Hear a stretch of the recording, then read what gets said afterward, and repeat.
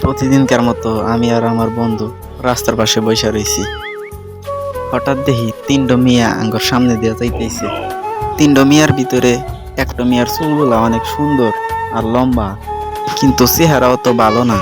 চুলগুলা দেখে আমার অনেক ভালো লাগছে, তাই পিছন থেকে একটা ছবি তুলছি। পরে আমার মাথায় একখান বুদ্ধি আইলো, আমি তো জন্মের সিঙ্গেল, এই পিছন থেকে তোলা ছবি একটা গান বসাইয়া ফেসবুক স্টোরি দিলাম। মুহূর্তের ভিতরে লাইক আর কমেন্টের ঠেলায় পয়সা গেল আমার ফেসবুক। বেহে কমেন্ট করলো, এটা কেডা, এটা কি তোমার গার্লফ্রেন্ড নাকি?